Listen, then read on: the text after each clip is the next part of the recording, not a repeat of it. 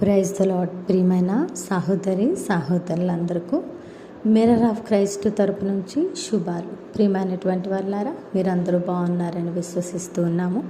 వినవాక్యాలను తప్పకుండా షేర్ చేయండి, పరిచర్యకు సహకరిస్తారని విశ్వసిస్తున్నాం. అలాగే the mirror of Christ new ఛానల్లో ప్రతిరోజు మధ్యాహ్నం 2 గంటలకు అలాగే ఉదయం 3 గంటలకు లైవ్ చేస్తూ ఉన్నాం. మీ కట్టబడని పరిస్థితుల నిమిత్తమై ప్రత్యేకంగా ప్రార్థన చేస్తూ ఉన్నాం. కాబట్టి ప్రతి ఒక్కరూ తప్పకుండా పాల్గొని దైవ దీవెనలు పొందాలని తెలియపరుస్తున్నాం. మరి ఈరోజు దేవుడు మనతో మాట్లాడే మాటను బట్టి ఆదరించబడదాం.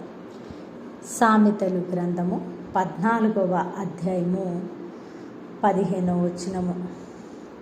జ్ఞానము లేనివాడు ప్రతి మాట నమ్మును, తన నడతలను బాగుగా కనిపెట్టును. దేవునికి మహిమ ఘనత ప్రభావములు చెల్లిస్తున్నాను. ప్రియ సహోదరుడా, సొలొమోను రాసిన అద్భుతమైన జ్ఞానపు మాట ద్వారా ఈరోజు దేవుడు మనతో మాట్లాడుతూ ఉన్నారు. జ్ఞానము లేనివాడు ప్రతి మాట నమ్ముతాడట. నిజంగా ఈ రోజుల్లో చెప్పుడు మాటలు విని, వారి మాటలు వీరి మాటలు విని కంటితో చూడకుండా ప్రతి పరిస్థితిని నమ్మి కొంతమంది జీవితాలను పోగొట్టుకుంటూ ఉన్నారు.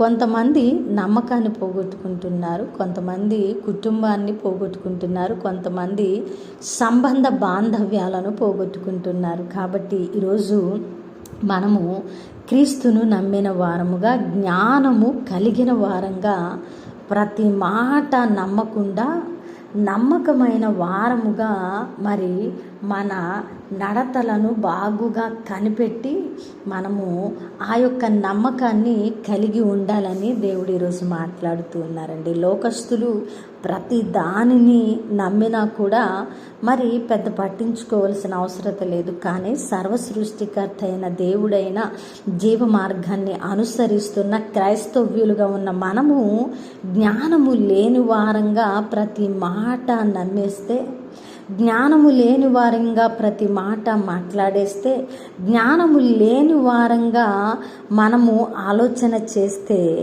లోకస్తులకి మనకు పెద్ద తేడా ఉండదు. అది కాదు సరికదా, మన జీవితాలు మరి ఆశీర్వాదకరంగా ఉండకుండా అది మన జీవితాలను నాశనం చేసేదిగా మారిపోతుంది. వివేకి అయినవాడు తన నడతలను బాగుగా కనిపెట్టునట. ప్రియమైన దేవుని బిడ్డ, ఈరోజు వివేకము కలిగి నీ నడతలను, అలాగే నీతో ఉన్నవారి నడతలను కనిపెట్టి నువ్వు జ్ఞాన మార్గమున నడవాలని దేవుడు మాట్లాడుతూ ఉన్నారండి. జ్ఞానము లేని వారంగా మనము ప్రతిదానికి భయపడుతూ ప్రతి మాటను నమ్మేస్తే దేవుడు ఇవ్వవలసిన దీవెనల ఆశీర్వాదాలన్నీ కూడా మనం పోగొట్టుకున్న వారంగా ఉంటాం. కాబట్టి ఈరోజు మనము ఏదైనా ఒక విషయాన్ని నమ్ముతూ ఉన్నాము అని అంటే, ఏదైనా ఒక మాట నమ్మాము అంటే అది జ్ఞానము కలిగిన మాటగా ఉండాలి. అది దైవ జ్ఞానము కలిగి ఆలోచన చేసి నమ్మే విధంగా ఉండాలి. ప్రతి మాట ప్రతి ఒక్కరూ ఎలా పడితే అలా మాట్లాడితే దానిని నమ్మేసి నువ్వు నీ జీవితాన్ని కొనసాగించకూడదు, ఆయా మార్గాలలో నడవకూడదు. అలాగ నడిచి నీ జీవితంలో దేవుడిచ్చే ఆశీర్వాదాలను పోగొట్టుకోవద్దు.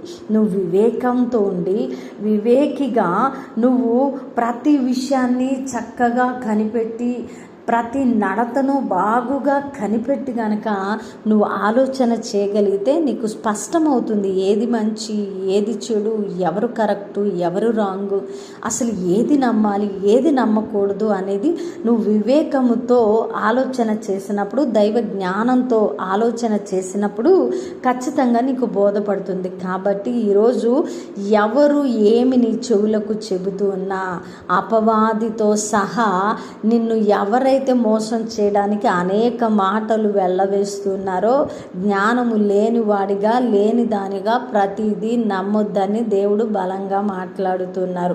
వివేకంతో ఆలోచించి నీ నడతను బాగుగా కనిపెట్టుకొని ఒక నిర్ణయం తీసుకునేటప్పుడు, ఒక మాట అనేటప్పుడు, ఒకరి గురించి మాట్లాడేటప్పుడు వివేకంతో ఆలోచించి ఆ పని చెయ్యాలని దేవుడు స్పష్టపరుస్తున్నారు. కాబట్టి ప్రియ దేవుని బిడ్డ, నువ్వు వివేకం కలిగి ఉంటే నీకు, నీ ద్వారా ఇతరులకు మేలు కలుగుతుంది. నువ్వు అవివేకిగా, జ్ఞానం లేనివాడిగా ప్రతి ఒక్కరూ చెప్పిన మాట నమ్మేస్తే అది నీకు, ఇతరులకు కూడా హాని కలగడంతో పాటు సంబంధ బాంధవ్యాలన్నీ కూడా తెగిపోతాయి కదా. మరి ఈరోజు ఈ మాటలను బట్టి మనం బలపరచబడి జ్ఞానంతో ఆలోచించి మన అడుగులు ముందుకు వేద్దాం. విన్నవాక్యం ఫలింపు కొరకు ప్రార్థన. పరిశుద్ధుడా, ప్రేమ కలిగిన తండ్రి, అద్భుతమైన వాక్యము ద్వారా మాతో మాట్లాడి మా హృదయాలను కట్టి బలపరిచారు. అవును ప్రభా, జ్ఞానము లేని వారముగా ప్రతి మాట నమ్మకుండా ప్రభా అయా వివేకంతో ఆలోచన చేసి అడుగులు వేసే ధన్యత మాకు దయచేయండి. మాటలు ఎవరైతే నమ్మి విశ్వసించి అలాగున నడవాలనుకున్నారో వారి పట్ల నెరవేర్చండి. అయా ఈ పరిచర్యకు సహకరిస్తున్న వారిని దీవించండి. చేసిన ప్రార్థనకు దీవెన జవాబిచ్చారని నమ్ముతూ ఈ ప్రార్థన నజరుడైన యేసుక్రీస్తు నామమున సమర్పించి అడిగి వేడుకుంటున్నాము తండ్రి, ఆమేన్. ప్రియమైన దేవుని బిడ్డలారా, వినవాక్యాన్ని తప్పకుండా షేర్ చేయండి. అలాగే ప్రతిరోజు ఉదయం 3 గంటలకు, మధ్యాహ్నం 2 గంటలకు వస్తున్న లైవ్లో పాల్గొనండి. దైవ దీవెనలు పొందండి. దేవుని చిత్తమైతే మరలా కలుసుకుందాం. దేవుడు మిమ్మల్ని దీవించునుగాక.